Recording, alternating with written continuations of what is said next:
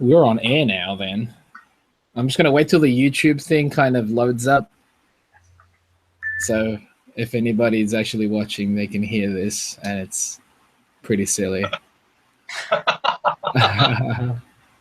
There we go. Live. Now we're live. Yeah, we're live. Yeah, welcome guys to another episode of the Art Bastards. We're at episode 9. I'm here. I'm Chamba. I'm here with Chris McQuinlan. Howdy. And Martin Abel. Hey. How are you guys doing this week? Chris, you first. And I've had a pretty rough week, to be honest.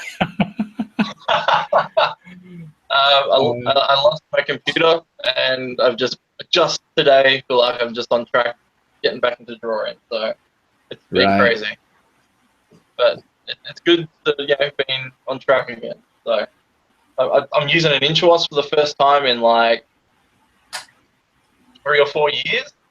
So getting used to that has been fun. That must be fun. It's not too bad though. I'm enjoying it. Like now that I've had a few hours on it today, and it feels normal again. It's kind of a nice change of pace, to be honest. That's good. That's good. Yeah. But otherwise, pretty good. Can't complain too much. Right. I mean, you can take. I think if of all three of us, you have the right to complain. He does. He does. But you're being a champ about it and not. He's still getting his stuff done. So. Yeah, exactly. You're a champ. I figure the more I complain about it, the more down I'm going to get myself. So it's easier to just go with the flow and just let things figure themselves out and, hope for the best. Right on, man. Positive. Yeah, positive, yeah. That's why you're a champ, dude. And yourself, Marty? How's things on your end? Things are very good. I'm still working on things that I can't show anyone, so that sort of sucks, but it is really challenging, and I'm learning a lot, and I'm having fun with it, so things are good. That's good to hear. That's good, man. Busy. Busy is excellent. My week has been, I finished one of the projects on Friday last week. So the past couple of days I've been pretty much just setting up images for Chamba Volume 2. And yeah, it's just essentially a compilation of a bunch of the Inktober stuff from last year. Cool. And a bunch of the random views sketches, the head sketches, but essentially those are it. Those are it. That's awesome though, man. And it's scanning is annoying. Same amount of pages as Volume 1. I think there's like essentially it's 50 sheets, so it's 100 pages. Wow, man, that's heaps. It's just one image. It's one image a page though. It's not like your books where they've got like multiple sketches.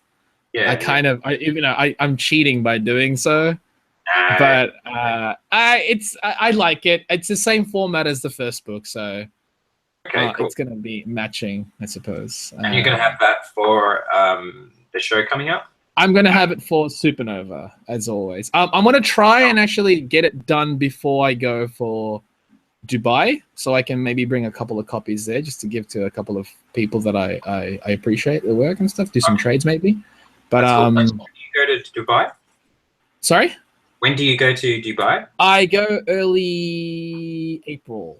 Oh wow, that's not far away, dude. No, I know. That's why I don't know if I'm gonna have the book done by then, but the guys at Comics on Demand, they print really quickly and very good quality. So that's what I hear. But I don't want to rush. Turnaround. The turnaround is quick. Yeah. The turnaround is extremely quick. So I don't want to. Luke just ordered his book from was it Jeffries, and he got them like in 2 days. So I'm pretty sure Comic Books on Demand are about the same. Yeah. Yeah. Oh, fingers crossed, man. You should be right. Pretty speedy. Right. Yeah, it should be fine. I'm probably gonna print out the same amount of copies. Like the last time, I think it was like 50 copies. And that's it. I'm not gonna do any more. I hope I can get a copy this time around. We'll see. I might print like a couple of extra because they're all numbered. I number them all. So, I think what sucks is that last time Some people online decided to purchase some because I sold some online, and I posted it out, but they said they never got it, and that kind of annoyed me because I'm like, the mail just ended up losing. It's USPS, so it's the American Post. It's not the greatest, and I'm like, I don't want them to have to spend more on expedited shipping just in order to get the book. It doesn't seem like it's fair that they have to pay double just to get the book, just to assure that it's going to get to them. I'm like, that's not. It's kind of bullcrap. It's kind of bullcrap. But so hopefully that doesn't happen this time. But I'm not sure if I'm even gonna. I would hope that was a one-off thing. I mean, we have things all the time, but there hasn't been too many things that just go missing. That's good. That's good. It doesn't happen too often, so it might have just So. Likewise, it doesn't happen often for me also, but when it does, especially for something that is like the book itself, I'm like, oh man, like they got the book. I sketched in the book. I ended up losing in the end because I refunded them, because I don't want them to lose anything. I don't want them to have to waste any money. So I'll send, absolutely. So I have to bite the bullet in that case, in which case it's. But then it sucks because like when we have to refund that, it's like we lose out double the amount. Oh no, absolutely. Absolutely. Because exactly. I lost the actual cost of the book. I lost what I made on the book. I lost on the shipping. And on the sketch itself. So yeah, I've been and it's happened. It's just not cool. Because in the end, I don't care about that. Like if I lose whatever, that's fine. It'd be nice if they got that thing in return in the end. Yeah. And I want to trust the people as well. Like if they told me they didn't get it, but they actually got it, then that's also. You have to trust them, don't you? Right, exactly, and that's what I did. I want to be as honest as possible. So long as you're honest with me, we'll be all right. Do we have any questions up on the? We do. We've got the first question. I'm going to ask last week's question. It is by Jan, and the question was: I was hoping you could talk a little about being an artist in Australia and how you think it's different from elsewhere. Is there a unique work culture or attitudes common abroad you have a different view? Well, there you have a different view. Is just for a bit of context, is this guy Australian, do we know? Or is he Barcelona? Or at least he's living in Barcelona. Okay. Jeff, do you want to go first? Okay. A little about being an artist in Australia. Personally, because of having access to online, right? It really changes everything. I've never really had to work for an Australian client before. All my clients have been overseas. In terms of the attitude and work culture, I'm not exactly sure how the Australian work culture works because, again, I've never actually had a job within Australia per se.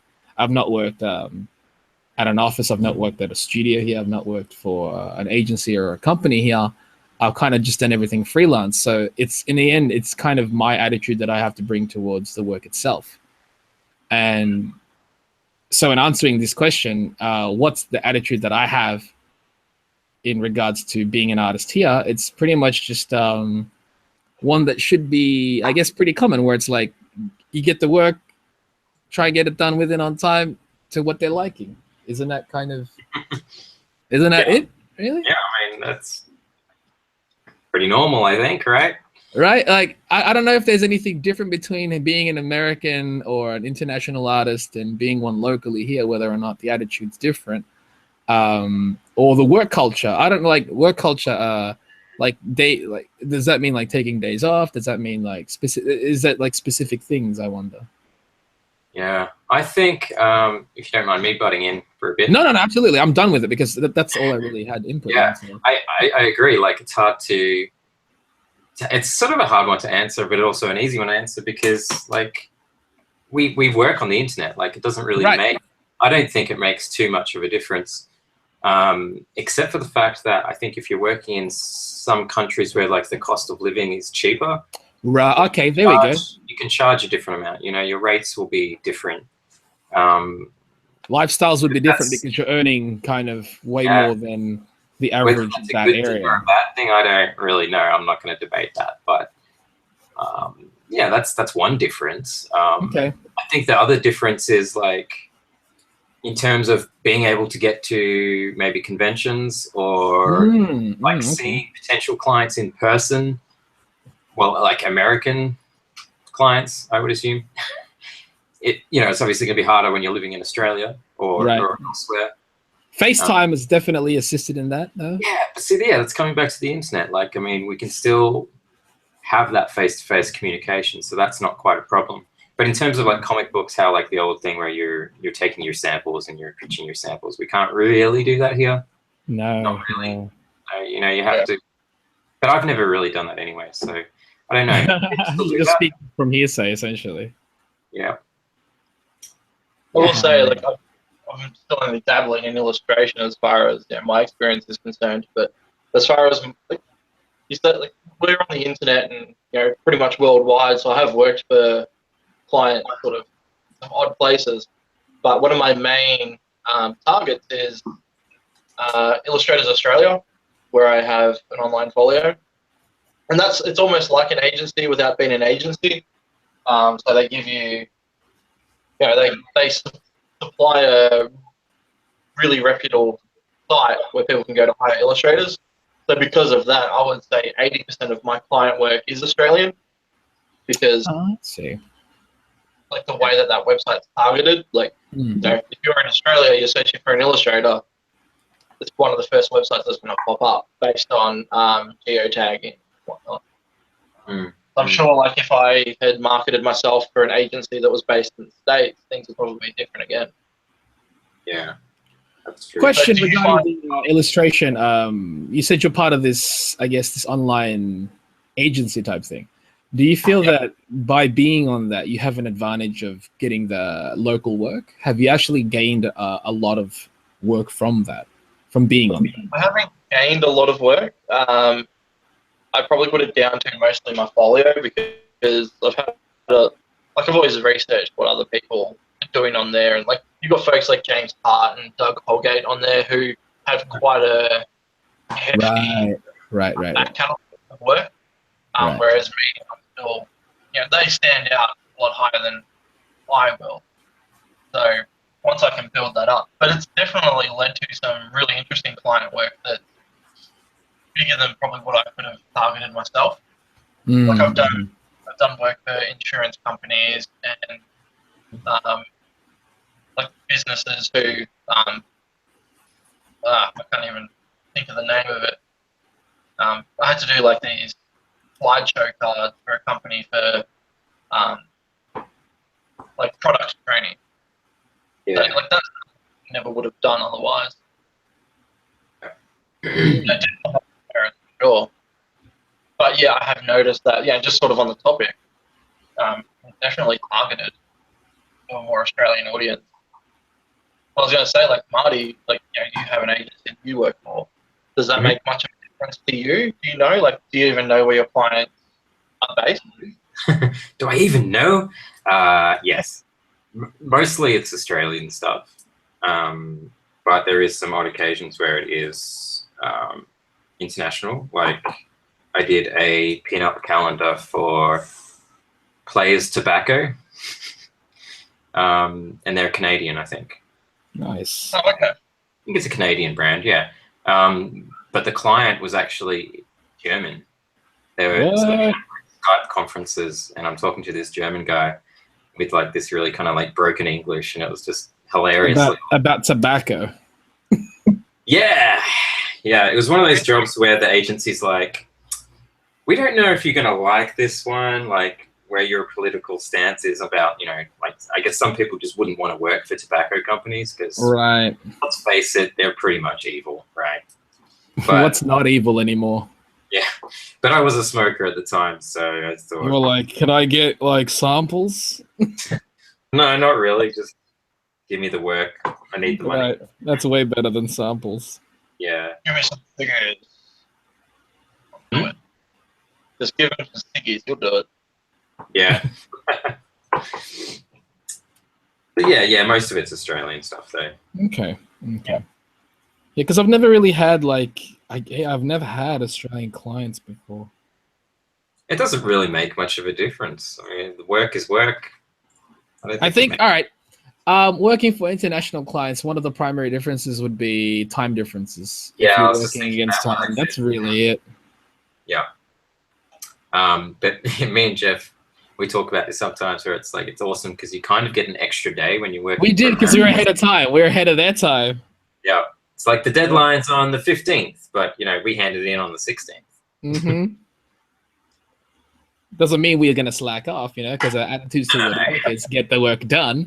All so it really we can get it done on time. All it really means is like, okay, it's due on the 15th. We can basically take that 15th day and basically work till 1 in the morning and then hand it in if we had to. I think that's kind of how it works. Right? It work out pretty well as far as payment goes too. Like I imagine majority of illustration work comes from America. So getting paid in USD works out pretty well for us. It does.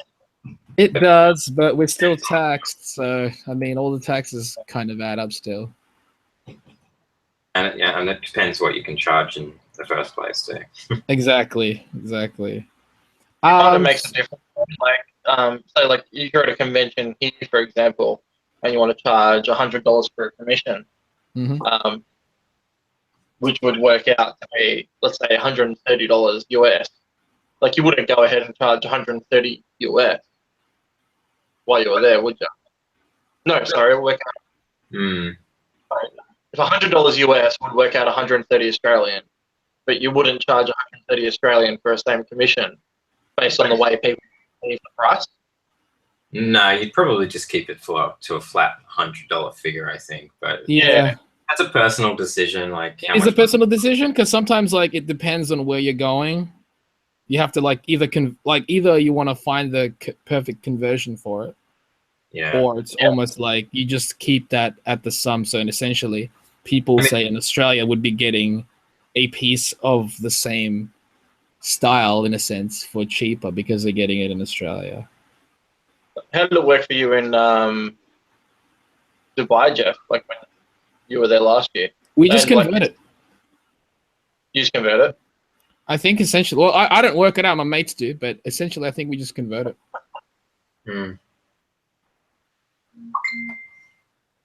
We tend to spend longer when working on it and stuff, and anyways. We got a question. Oh. We got one question so far. So guys, guys, if you got any more questions, definitely ask. We will get to them eventually, but the more questions you ask, I guess the longer we can kind of just spurt our thoughts on it and stuff while we're drawing. The first question is, any tips or insight on picking color palettes? The different hues you pick are great, but also when shadows are applied, those colors work with other hues too. I can't figure it out. That was by Curty Garnett. You go first, Marty. It's an in-depth question, really, because that's good though. Honestly, I don't really know much about color theory. Oh no, you got my answer. Well, gee, none of us know anything. I pretty much just wing it. I go with whatever I feel like looks right, but there is kind of an underlying theory in sort of what kind of colors I pick. Like, but the way I work actually is I have a kind of idea of what the colors are going to end up like. Yes. I genuinely just get the colors on there, start rendering, and then sometimes I kind of use adjustment layers to kind of sway it in a certain direction. Like you can easily make like a nighttime scene just by doing a hue saturation layer over the top and make everything like a shade of blue, right? And then dim the opacity down on the layer and everything will kind of blend in. Obviously, you have to go on top of that and probably pop things and change things and stuff, but I love adjustment layers because you can do so much with them. But at the same time, I kind of wish that I had an idea of what I wanted to do on the get-go and not have to use them. See, that's the thing. As much as I love adjustment, I used to love adjustment layers to the point where I would utilize that to the point, you know. But it gets messy. It does. Within the past couple of years, past few years anyways, I've been trying to think of it as a way of like, how old school painters used to tackle things, where they kind of knew what they wanted from the get-go. Yeah. And that to me is way more harder. Definitely. Way more harder. Like I look at like my mate who used to do animations and stuff like that, and he would create style guides for himself. So on a loose version of the piece, he would drop in the specific tones and colors, and I'm looking at him like, wow, like you know exactly what you're after from the get-go. I wing it as I go along because I don't really know hues and palette. I don't know the theory behind things. I just kind of, if it looks good to my eyes, then okay, cool, I like that. Or as I'm going along, I'm like, oh, I'm gonna try and figure this out, see what happens. But I don't know, and I'm just like, I want to know. I want to be able to get to that point where I can kind of just like, oh yeah, I know how color works better. But then I think I love the fact that we can pretty much just learn as we go along as well. Yeah, definitely. Chris, have you got? Yeah, Chris? Probably the only real theory that I try and stick with that I feel like I have some form of understanding is just dealing with complementary colors. Oh yeah, complementaries, yeah. So especially like, say for this comic, for example, like I've got a couple of characters, so I don't want them all to blend in because they're going to be in a lot of panels and such together. I want them to be able to stand out on their own. Mm-hmm. So I'll try and think of complementary colors, so at least when they're all in the same scene, they still feel like they deserve to be together in that shot. And then generally, like with a background or whatnot, I mean, like I don't go crazy into color rendering, but I'll try and use flatter colors or something a bit more washed out to allow what I'm trying to target the eye to stand out further.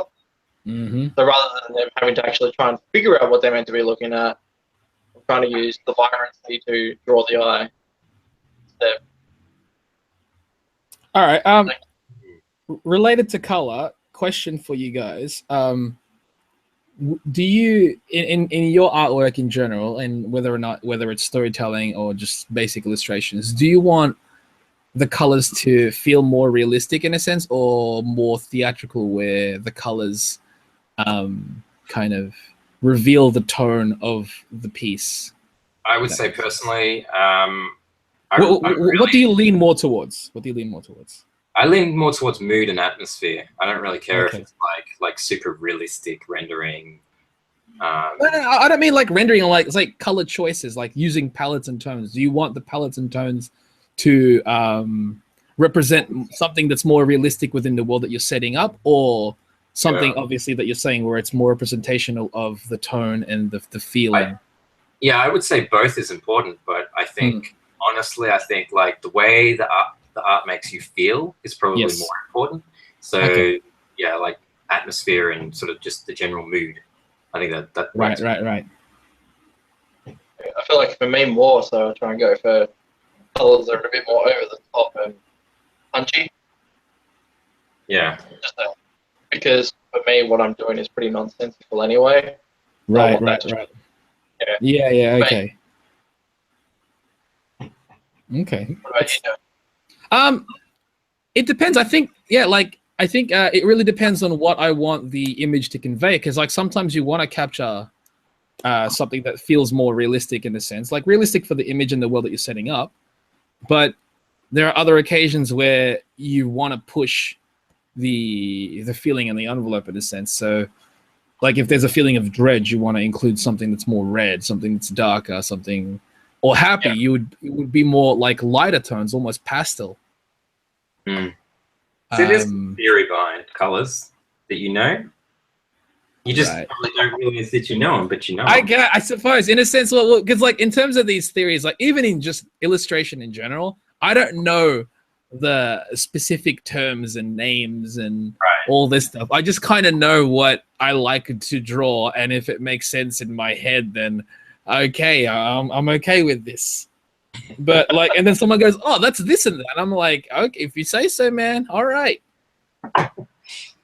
Yeah, it's got a name. That's great. That means, I didn't just make this up, and my mind was like, "Hey, yeah, this could be good. This could be good." We have another question. Okay. From Quadwo. Quadwell's back. Yes, hey, welcome. Speaking of color, when using coloring, do you work in RGB or CMYK? Do you try to color with print in mind, or do you convert the color mode if necessary? And if you do convert from RGB to CMYK, how? LOL. Okay, who's going to go first? I can start, I suppose. I used to exclusively color in CMYK. I did this because I had print in mind in general, where everything that I would see on the screen would be true to what the print is. However, now I know this is almost blasphemy for people who are in print and stuff. Whenever I did that, I would still have to adjust it because the print, say what I was coloring, what I see on the screen is a certain look, right? It's a certain look. And I would do a test print for myself. It would always come out darker or muddy. Yep, always. Always. Yeah. And I'm like, wait a second. I'm coloring in CMYK. What I see on the screen looks great. Now, why doesn't that translate? Why doesn't it translate exactly? It's like, oh, that's right, because ink works differently. Because the darker something is, the more ink it requires, obviously. So then you almost have to compensate for that. Like pure black shouldn't be 100, 100, 100, 100 in the CMYK chart. That's right, yeah.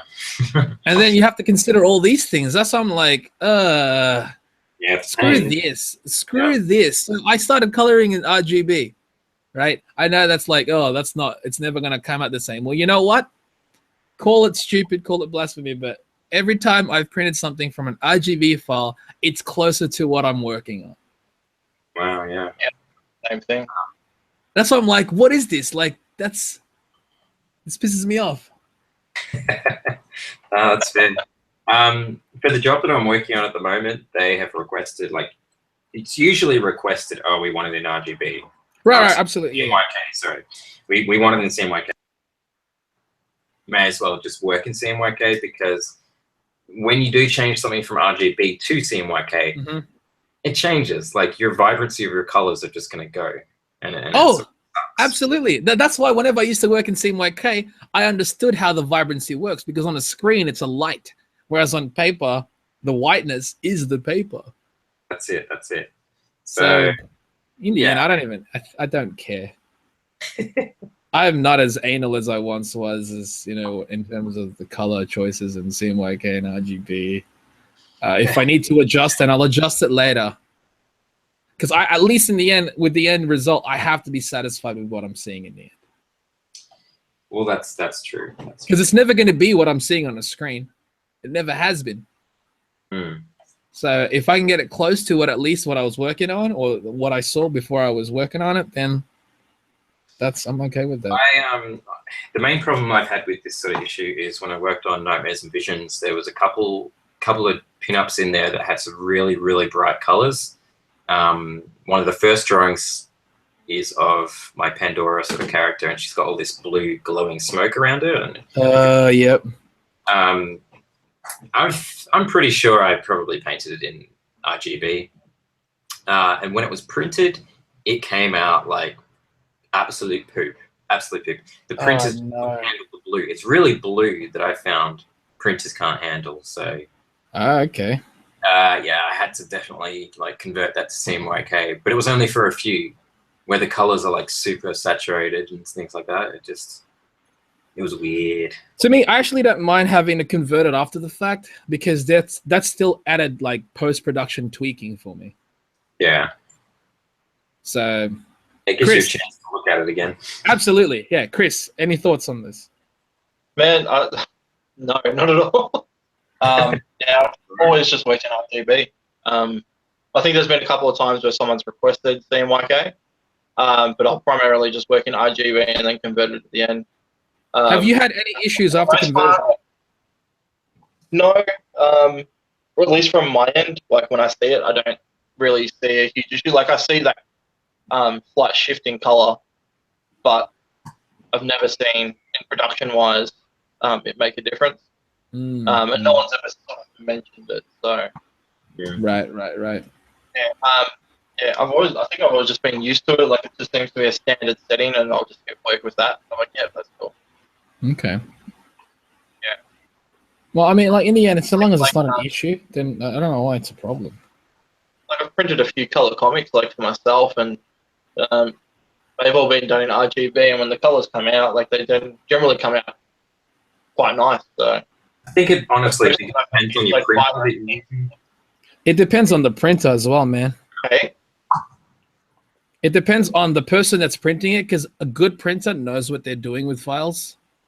Yeah, right. They might even convert it for you without you even knowing. That's what I'm saying. Like, yeah. honestly, like I will send, like, you know, when on PDF files, when you send like a PDF file, most of the time it's in RGB. Because when you're viewing a PDF, like when you're viewing a CMYK file on certain programs, they'll look really whack. Right. Yeah. You know, they'll only look well, right? Because it doesn't handle it properly. And having like if the printer knows what they're doing, if they're doing their job properly, they'll get the colors down pretty close to what you're seeing on the screen. That's right, and that's why I don't like when you guys print with Officeworks, because they don't know anything. They're the stupidest people ever. Yeah, no. Officeworks in your face. I'm sorry, guys. No. I don't get them. Know what they're doing. I want to find you, because that'd be great. Right. But like, why are you working at a printer place? They just press print. They don't care. And like a good printer will know to, first of all, they'll do a test print, free of charge, and then they will adjust and do what they need to do to match it. That's their job. They're trying to screen match. You know, exactly, because it's like if it's close to what they're seeing on their monitor, to what the file that they've been sent, then it looks good. Like I'm telling you, the books that I got printed, and I also got prints from him, right? From Comics on Demand. It's essentially exactly what I was looking at on the screen. Awesome. Yeah, so that's why I'm like, even for the larger prints, which are vibrant as heck, I'm like, yep, I have no complaints. This looks exactly like what I'm looking at. Yeah. I will say, like, I do agree with you, Marty, on the whole Officeworks thing. But sometimes, if you manage to actually get someone who knows what they're doing, on the rare occasion, there is someone there who knows the shit. Like, they can do a pretty good job. Like, I've had times where, like, I can get samples done, I can get, like, different papers sampled out without any extra cost, and then at the end of the day, get a nice print on some decent paper. And I'll pay the extra for it. Like, I don't care, because I know I'm getting good quality. But yeah, like, because I know what I'm after too, like I can walk in there and be like, I need this on this color paper, in this format, etc. And I'll provide, like, you know, stamps and PNGs or whatever I have to make sure that they can actually print a decent quality. Yes. It's so weird too, like, because I do a lot of portrait stuff, so I'll send a digital portrait to someone, and then they'll go down to Officeworks to print it. And they'll come back to me like, oh, the printer printed it and it came out like really, really blurry. And I'll check the file. The file, it's like a 5 meg JPEG or a TIFF. And I'm like, I just don't know what the printer's doing, but you need to go back there and get it printed. They probably printed a thumbnail? Fuck no. But I'll send them literally the exact same image. Yep. And like, oh, it came out great. And I'm like, what the fuck? Yeah. The clearly that's just been shit. But like, I do agree. Like, if you go to a decent digital printer, you will get it done. But especially for what prints are too. I mean, these are things that people just chuck on their walls or check out like folders and think twice about them. Like, I'm not gonna pay out a mask and go out of my way to get something super duper fancy. Yeah. Well, that's fair enough. It's sort of my level of, you know, what I sell anyway. Yeah, but you know, it's not going to cost that much more, Chris. Like, it's not. It's not. Yeah, but Officeworks, I can walk in and walk out like within an hour and have everything done. Like, if I go to a digital printer, I'll come back the next day and whatnot. Like, I've never always had that luxury. There's a hassle. You know, I understand. Yeah, it's luxury at this point. It's the little things that add up. Whereas Officeworks too, now you can just order that shit online and they'll be sent to your door. Can you trust them? I guess so. But I'm not going to beat it. I'd love to do high quality like G-clay prints and stuff, like just because I could. I don't. I think it's, to me, I'm like, my work's not good enough for that shit. Yeah, that's exactly my mentality. It's like, it's not, man. Like, yeah.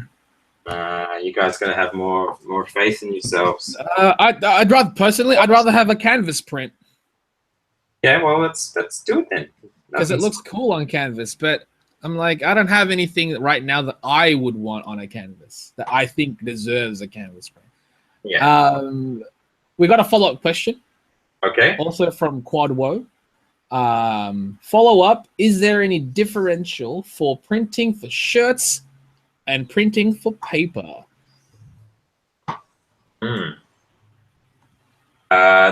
I can't answer this one because I haven't really done it. So I think Jeff, you'd be the guy.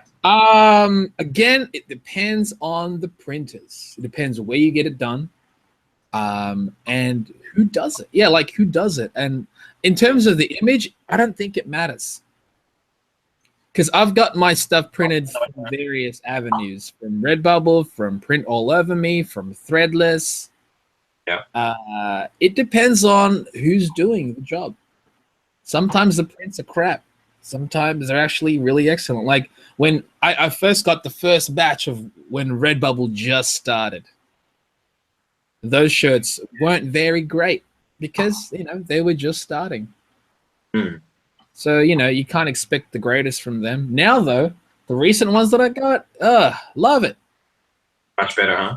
Love it. And it's good because, you know, that means throughout the years they've been improving on the technology. Obviously, they're testing it out as well. You know, they're not going to just maintain. It's like, oh, we can do it like this, so we're just going to keep doing it like this. It's like, no, we want to constantly keep pushing it. I feel like the same is true for places like Vistaprint too. Like going off some t-shirts, but just in general on-demand printing. Like they used to be really bad, and now their quality is awesome.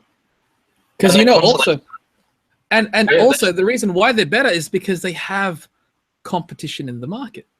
Oh yeah, there's a lot now, huh? Yeah, dude, there's too many print on demands now. So they have to not only better it for themselves so that they can maintain themselves as a company and whatnot, but also do you know, actually you gotta please your customers so you keep coming back. Pretty much. Yeah. Pretty much.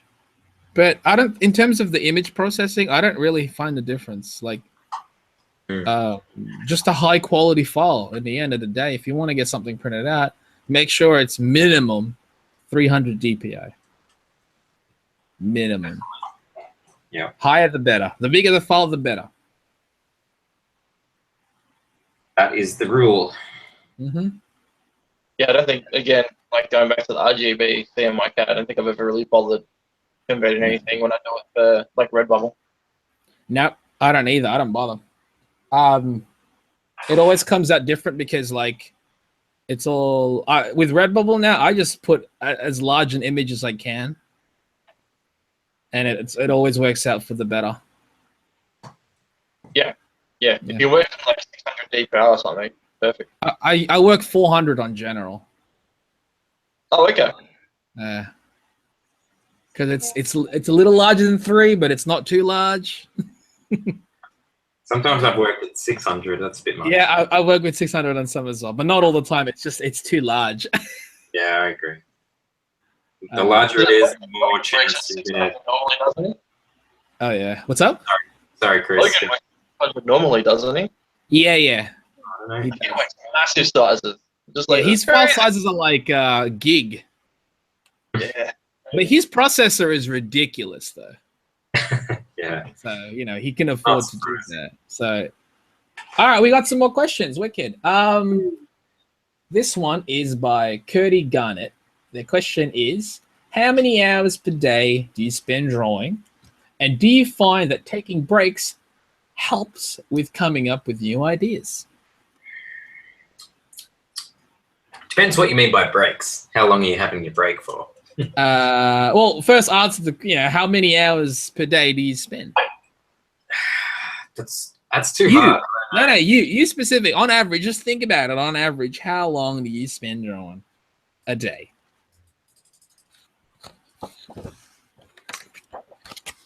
I would say at least 4. I mean, but 4 hours a day? I don't know. Like, really? Working on. I say you're lying. You think I'm lying? I think you're lying. Well, at the moment, I am. I think you spend. All right, okay. Say not just drawing. Yeah, because that's arting. If you're creating, how long do you spend creating? Right, not just drawing. Like coloring is part of the arting. So how long do you spend on those two? You mean just anything creative? Absolutely. Like, I mean, okay. Specifically, you said drawing 4 hours. Okay, I guess that seems legitimate, but I don't know. It seems like it's not a lot either. If we're taking everything into account, I would say more than 4 hours, but I would think that too. Yeah. I don't know. You guys answer because I'm still thinking. Chris. Well, I break my days up into 8-hour days. Okay. Oh no, probably 10. Because I'm up at 6, but then I'll stop at 5:30. No later than 5:30, I'm done. Because then I'm gonna do family shit anyway. So right. I really go past that. But then I might draw for like an extra hour on the couch. So maybe 10, 11 hours. Of arting, of creating. Like, yeah. And then like I'll have maybe half-hour break for lunch. And then like I'll just stop for like 5 minutes throughout, like here and there throughout the day. Okay. All right. Yeah. Specifically just drawing, as in like you doing line. How long per day? Because I know that's very specific and no one really times these types of things. Like, yeah. But on average, all right, so for an average, if I'm drawing a comic book, answer like 4 to 5 hours probably. Yeah, okay, yeah, it seems realistic when it's just legitimately just line. Like me like creating line. Pencils and inks. Like, yes. Yeah, 4 to 5 hours. Okay. But then obviously throughout the day, if we're including colors and all that type of like stuff. I can spend a whole day inking, but then the next couple of days will be coloring. So if I average it out, that's why I find it. Yeah, that's why I found it hard to answer the question, because for me personally, like sometimes I'm just spending a whole day coloring, or I'm spending 2 days coloring, and I haven't even drawn anything for like 2 days, which sucks. And I keep saying I need to get into a freaking schedule of just drawing for myself first thing in the morning. But it's not reality sometimes, you know? No. This idea of being this perfect artist of drawing like 10 hours a day, like whatever, just do whatever you're comfortable with, you know? Yep. Whatever works for you in your life. Everybody's life is different. Everybody has like different kind of family and like responsibilities and shit. You can't be drawing all the time. Not everyone can anyway. So I just do the best you can with what you have. Do you think taking breaks helps? Do I think taking breaks help? Sometimes taking a break helps. Like if you're trying to work on something and it's not working, and you keep trying and trying and trying, and you do push yourself to keep trying it new ways, and it's still not working, go take a break. You know, just take a break, because it is going to help. You're going to come back with fresh eyes. Sometimes I'll leave something until the next day or the day after if I've got other things to do, and I'll come back and I'll look at the stuff that I've done, and I'm like, what was I even complaining about? Like this one looks fine. This one looks fine. But when you're in the mindset, I get really overcritical. So having a break can really help, because I look back at the stuff I was thinking was terrible, and it really wasn't that bad. So it's fresh eyes, man. Yeah. One of my best times to get ideas is when I'm doing things that are mindless. Like if I'm drawing, and just put on some music that for me is inspiring, that's when my mind really starts ticking over. Because I don't have to driving. Well, yeah, I do, but like I can just drive without having to think too hard, so my mind can process other things. But and the same goes with like sketching. Like that's why, like you said, Marty, like you want to try and get into a habit more. Like when I'm on the couch watching TV, like I always have a sketchbook with me. So I can, like, if ideas come, I'm just there to sketch them out. And the sketching helps because I don't have to think about things, I don't have to think about colours, I can just think about the ideas. Yeah. And I can look as I want it to be. Yeah. Yeah, man, you just got to sketch and stuff. Sketching like you can is actually really handy. I've seen it a million times, man, but a sketchbook is just so important. Yeah. Whether it's physical, like a sketchbook, right? I was going to say, Chris, you make a really good point about having the sketchbook there when you're, sitting on the couch. Is what I've found. Even though I haven't really taken to drawing, every morning, whatever. What I have found though is that just having the sketchbook there ready in the morning, like even where I just eat breakfast, and having it open with a pencil just there, makes it so much freaking easier to just start, because like you don't have to go and find all your equipment and blah blah blah. Like you're just like enabling the situation to happen. Like if you don't have your stuff there, it's not, you're not going to really, the chances of you doing it's not going to happen, right? Yeah. Much more little. Yeah, it's completely worth just deliberately placing things where you know you're going to be, to ensure that you don't really have an excuse to create. Like, it's there, I might as well do it. Like, when you're on the phone and if you've got a pen in your hand, like, you just start doodling. Yeah. Because, like, you're on the phone, so, like, your hand's just, like, doing stuff. It's the same thing. Like, you're eating breakfast and you're just writing notes or something. Yep. It's enabling the situation to happen. If you don't have your sketch there, it's not going to happen. So, I don't know if that answers any question. I think we just brought that up ourselves, but it's natural. The next one was any vendor you would recommend to do the job. This is regarding the shirts and stuff like that. Yeah. For merchandise. Redbubble. To be honest, like the t-shirts, at least ones that I've bought, not ones that I've made. Some of the best quality shirts I've gotten through are Spreadshirt. They have their own brand of shirts, and they are freaking amazing. And like, I'm a plus size guy, so finding shirts online that actually fit is fucking constant. So, like, their 2XL is like a literal 2XL. It fits me properly. Whereas, like, if I buy, like, I've bought stuff off Redbubble, and sometimes they'll fit, and sometimes they're a little bit slimmer. It's like, I just want a shirt that fits. Oh, you gotta look. You gotta look at it, because sometimes it's athletic fit. Sometimes it's regular fit. Yeah, well, that's what I said. Like, Spreadshirt have their own brand of shirts, so when you purchase it, they have the option. Like, you can choose American Apparel or Spreadshirt, and I think there's another one. So like, if you choose the Spreadshirt option, like, you know what you're getting each time.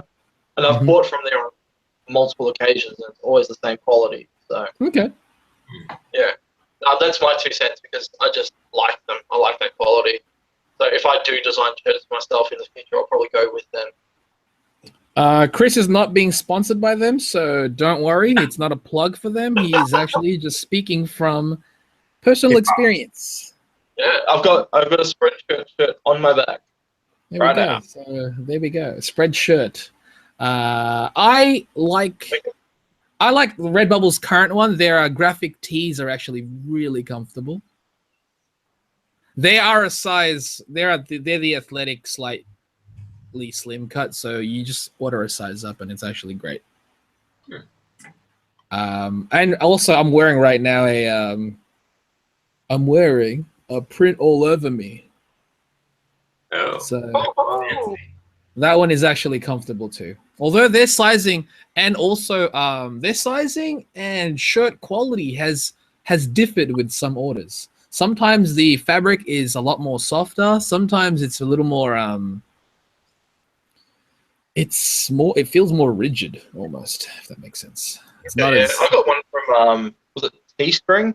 Like, a friend of mine did a Teespring one, and it's super thick. Like, I just want to wear a regular t-shirt. Exactly. Like, when it's too thick, it's like, that's not even comfortable anymore. Like, I don't feel like I'm breathing this. Even wearing it in winter when I need something a little bit thicker, like, it's just like rigid feeling. Yeah, it's not comfortable. It's not comfortable. Yeah, There are times where it can feel like cardboard, like thin cardboard. I'm like, this is weird.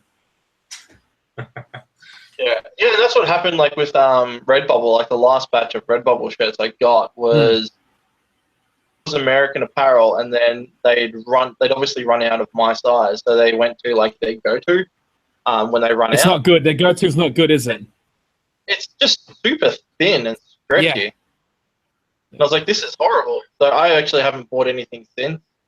But I'm going to try. The only reason why I bought stuff from Redbubble was because I wanted to test out their new graphic tees, and I like it. I like it. Said, they fit, so.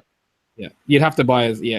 It's tricky because like you were complaining about sizes. Yeah. You might have an issue with that aspect.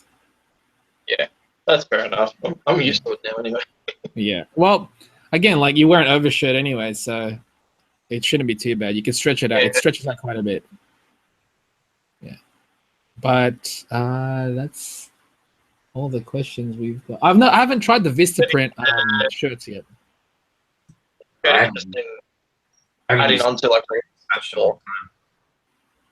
Hey? I said I haven't used Vistaprint in such a long time. Right. We used to use them a lot though, because they were so cheap. What did you use them for, Marty? Mainly just business cards for the most part. I don't think I've used them for anything else, but maybe banners too. Their banners are pretty good. All right, yeah, that's right. Banners are from Vistaprint. Yeah, they did pretty good job. I still got mine. Yeah, I've got. I still got mine. Yeah. I still got mine. So it's not too bad. It's not too bad at all. Those are the questions. Going outside counts or like taking days, I suppose. Enough time to not think about your current project, I guess. Yeah, like stepping away just from a project in general, if you have the opportunity, is awesome. I'll definitely try and do something. Like if I'm just a bit overwhelmed, like I'll try and do something myself as a break. Oh, dude, you have to. Yeah. You don't want to just bog yourself down. Your mind will just constantly get stressed out on a certain thing. You need a breather. There's what's good about like doing client jobs too. Is like with client jobs, I feel like I stress a lot less about what I'm doing as a client but if it's me, more pressure. More pedantic, yeah. Mm-hmm. So taking a break from your own stuff is great. Some client jobs can be stressful though. But in saying that too, like if you're getting to a point where you just need to take a break from your own project a lot, it might be worth actually stepping back and seeing whether it's worth continuing on with that project if it's creating such a issue for you. I mean, I don't know what that situation is, but if you're struggling regularly, like it might be worth moving on to another project. Chris speaking some hard truths about this shit. Yeah. Well, I've had to do it before. Like I was working on a project where it was just like my mind was not in the right space anymore, and like I was nearly done with a whole issue, and it just never got finished because I just couldn't. I was just at the point like, I don't want to do this anymore. So that would suck, man. Yeah. It did, man. Like there's repercussions to this day. Like I still get people like, when's this issue coming out? I'm like, yeah, don't talk to me about that. But in saying that, like since then, I've released like 3 comics. So by not finishing that one, I've freed myself up completely to be, creative and productive. So if a project just doesn't seem to want to work out for you, then it's not a bad thing. Just got to take a breather from it, man. Just got to step back and see if it's worth continuing. If you fall, you don't just lay on the ground. You get up and keep walking. And like the issue, obviously, sometimes, especially that I'm seeing with Chris before, is like you got too many ideas you want to do. Like, what do you want to do first? I've been a massive advocate for idea debt. Yeah. So. But if you don't start on anything, it's not going to get done, huh? Yeah, at least now, like the project that I'm working on, like I don't know if I did it deliberately or if it definitely was a really subconscious decision that for this, it allows me to tie in new ideas. So if I come up with a new universe or new characters, I can just kind of dump them into this story somewhere So I can still write it out. And then once I get to that point, I'm like, if I still want to work with that idea, then I can. Yeah. Because this story lends to that opportunity. So hopefully that idea that now will be utilized rather than just destroying my creativity or left for dust. Don't let it waste away. Yeah. It's hard too. Like, you don't want to let go of all your ideas, because some of them can be amazing. Fact. Indeed. Like, I love Marty's dedication with his comic that he's got in mind. Like, I've known Marty on a personal level for 4-ish years, I think, and he's always spoken about this same project, dedicated, wanting to do it. Is freaking awesome. Well, and at least he hasn't waited onto something else either. Well, yeah. If you want my 2 cents, yeah, always. From someone who is like, I've obviously known about this idea of idea debt, and I think, was it a Jake Parker video or something? Can't remember. I got it from Gaz Gretzky, but yeah, Jake probably has worked on it too. I've sort of often kind of asked myself, have I got idea debt about my story that this is the thing that I want to do? If it hasn't happened by now, maybe it just shouldn't happen at all. But at the same time, I don't want to do anything else. There is things I want to do, but this is the main thing I want to do. I'm not ready to give up on it just yet, because I really feel like I haven't actually given it a chance yet. I haven't tried. I've dabbled here and there, but dabbling is not enough. You have to really just go for it, and I'm kind of still waiting to do that. I guess you do have to make that decision. Well, it's been so long now. Should I just forget about it? That's a personal decision, and nobody can tell you whether that's what you should do or not. Yeah. Other people's opinions don't matter. If it's something that's personal to you and you want to hang on to it, hang on to it. It's not affecting anyone else. Exactly. Why should it? So, the way I feel at this point, if this story is something that I do in 20 years' time and actually do it, then that's fine. Because at least it gets done at some point. I don't want it to be in 20 years' time. But I can imagine that if it does in 20 years' time, it'll be a lot better than right now. You'd assume. One would hope. One would hope it's better in 20 years, but no, I don't want to wait that long. Yeah. I know you don't want to wait that long either, though, dude. Yeah, because it comes. I could be dead in 10 years. Who knows, right? Right. We all could be dead next year. So I want to get it started, but it's you either do it or you don't. At the moment, I'm not doing it. I'm not doing it right now. Just don't force it in the end. Yeah, no. I don't know. It's so cliche, but you got to do it for yourself. Yeah. That's it. Not do you have any other questions? Those are the questions. All right. Are there any badass character / monster Instagram accounts you recommend? Is this a Jeffrey question or someone's asking? Someone's asking. You go. Just go. Yeah. I don't follow any character monster Instagram accounts. I didn't know that was a thing. One of my favorite Instagram accounts though is probably Cheeks Galloway, just because I love his work. But as far as dedicated to monsters and stuff, I don't know. Unfortunately, I cannot answer your question. Yeah, so monsters specifically? Yeah, well, I suppose there's on Reddit, there's monster dedicated Reddit to monster images and character designs or cityscapes and stuff. So I suppose that would be a similar thing.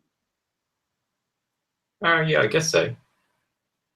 Yeah, I don't think I follow anyone on Instagram that's like strictly one thing. Yeah, I think they're more like inspiration accounts rather than dedicated artists. Okay, I kind of get what you mean. Yeah, I follow a fantasy art sort of account, but it's kind of really like everything. It's like sci-fi and fantasy. It's sort of like everything. It's pretty random. Yeah, I know I follow like Art Collective, which is just an amalgamation of sort of everything, which is cool too because you get to see rad stuff like glass blowing. Like I didn't know I thought glass blowing was cool until I started seeing these videos, and then I just went on this weird rampage of like watching glass blowing on YouTube, which was awesome too to see like that process. Yeah. I think watching anyone in a creative aspect away from illustration is really cool because it sort of lets you open your mind a little bit too to see how other people creatively function. I'm gonna put it. Yeah, that's true. That's true. There's too many good ones out there, dude. Yeah, like musicians, man. Like just watching like guitarists play guitar, fucking mind blowing. In general, yeah. I don't really know of any like monster Instagram accounts. Like specifically that. Characters though, there's just too many. It's too many artists. But nothing specific to those things. Nothing specific. Actually, there was one. I'm pretty sure that it was either a Facebook group or an Instagram account. I can't remember, but it was what's his name? Steven Silver. He did the character shuffle app, and I know there's groups dedicated to it. I feel like there is an Instagram page where they actually post people's results. That's cool. So once people do the character shuffle, they'll post up like what their results were and like their finished image. Yeah. And they're always really cool to actually see what people have drawn. It was kind of like when what's his name? James Hart did that random week. Like every week he'd do a random topic and then people would draw it. Oh yeah, I remember that. Really interesting results too, because everyone thinks so differently.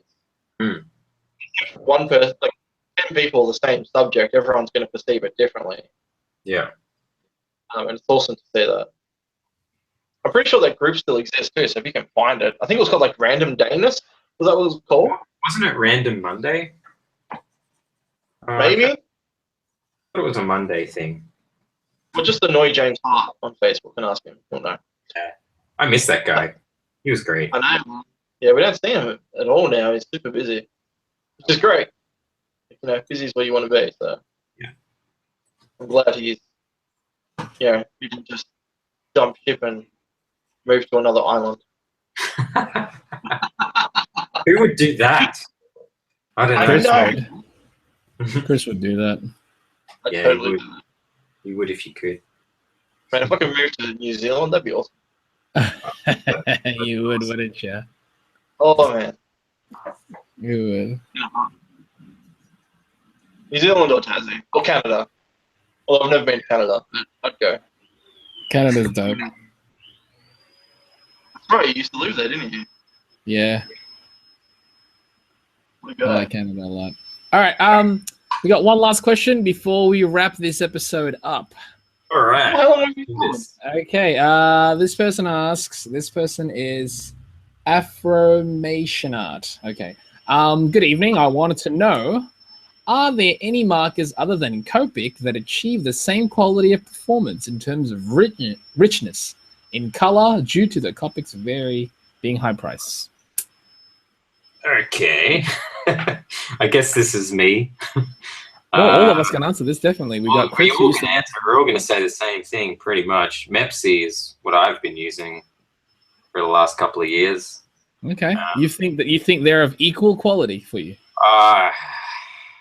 Okay. I don't know what's of equal quality, but I haven't used Copics for a couple of years, so I can't really say. Dang. Yeah. So that's a big thing for Mepsi. So if you guys follow Man Abel on his Instagram and stuff, and you see any of his actual traditional pieces, know that those are Mepsis, so that you can achieve that quality without having to use Copic. Yeah, Cool. But there's disadvantages as well because Mepsis aren't refillable and generally a cheaper kind of product. So like sometimes the nib would fall off if I used it too. Cool. That's not good. That's not what you want. No. Yeah, I don't know. I haven't used any other ones. So you guys have used other stuff, right? I will say though, having worked in an art store, I have encountered similar problems with Copic in regards to nibs. Oh, really? So, yeah. Okay. Mepsis are definitely cheaper, and it sort of shows in some of those aspects. But Copic aren't without their faults as well. But they are better. Nothing is perfect. Yeah. Yeah. I haven't used them, but I have heard that Dick Blick have their touch marker range in the States. I've tried those. I've heard they're not bad. I don't know. They're not bad. Yeah. Because we used to have touch markers in Australia which were owned by Riot Art and Craft, and they were beyond woeful. Like, you couldn't get flat finishes. Blending was near impossible. But then they got bought out. So I think Dick Blick bought them out and just fixed up the product a bit. Probably like rebranded essentially, huh? Yeah. So I think that's what happened, because now I know Riot don't even stock the touch range. So yeah. Okay. Other ones, what were they? Prismacolor markers. I don't know if they still make them, but they're quite nice, and they seem to be a little bit cheaper online.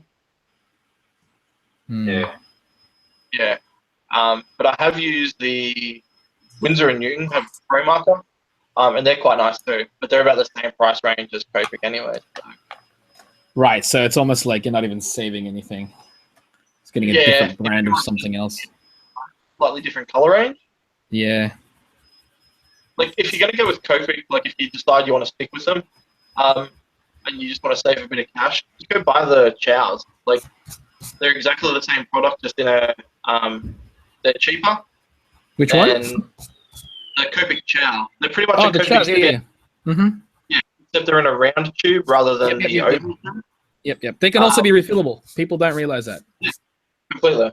And if you wanted to as well, like because they don't do the full color range, you can buy empty markers and just buy the refill to make your own colors. Pretty much. You can even mix your own colors. Did you know that? Yeah. People don't realize these things. But in terms of markers, I've tried a slew, and I've always gone back to Copic. Yeah. Always. Because, again, like, I know it's more expensive, but the quality has always kind of maintained itself as the highest. Yeah. So the last one I tried out was the Ergo Pros, and they were pretty woeful. Right. It's just costly. If you can find a place that can sell it for cheaper, even a couple of bucks, like $1 or $2 cheaper, then take it, man. Like, if you can get it for like last time I was in Japan, so bloody cheap. So next time I'm going back, I'm gonna come back with like a pack of 36 and all of the refills. Nice. It's gonna be great. Those things are like, that's what I treat myself to. Art supplies. Just treat myself with things that I can create more things with. Yep. Essentially it. Also, Chris, the page that you're working on, I know you're back on the Intuos, but it's looking really good. I've been working with the Intuos since 6 o'clock this morning. It's now 2 o'clock in the afternoon, and I feel comfortable as fuck on the Intuos. I was gonna say, the piece that you're working on looks really good, so I think it's your transition has gone better. Yeah. That's what I did this morning. Like, I'm super happy with this. Yeah. Like, I feel kind of like I'm actually enjoying this more than I was working on the Cintiq as well. Wow. That's a big call. Yeah. That is a big call. That's massive, actually. Just weird, because I'm like, now what do I do with my Cintiq? Sell it, make some money. You're not going to throw it away. You're still going to use it, but yeah. Once I get my Mac back up and running, like, I'll be back onto it. So maybe you can trade your Cintiq in for an iPad Pro, and maybe so that you can sketch on the floor like Mr. Marty over here. Hey, there you go. Fuck you, man. That sounds like a great idea. Huh? That sounds like a great idea. Doesn't it? Think about it. To me, that actually is pretty good. I'm gonna mull this over because I would love. Have a think about it. Have a think about it. Anyway, that was the last question, guys. Thank you, folks, for watching. We've gone over an hour. Yeah, thanks for joining us, guys. Where can everybody find you, fellas? Okay, you can find Marty holding his dog Lucim. Bye-bye. Now you can find me at martinable.com or Instagram at ableart. Ableart. Chris. You can find me at just Chris McQuinlan Art, pretty much anywhere. On like mainly YouTube and Instagram are the best places to catch me. Cool. And you can Google the Chamba and it will find you different places that I'm at. It's true. But our information is see, you can do that. But our information is underneath here, where I'm pointing now. Down there. Yeah, down there, down below where there's text. Thanks, guys. We'll be back next week, most likely. Yes. Yeah. Thank you for joining us, and see you guys. See you later, guys. I'm stopping broadcast now.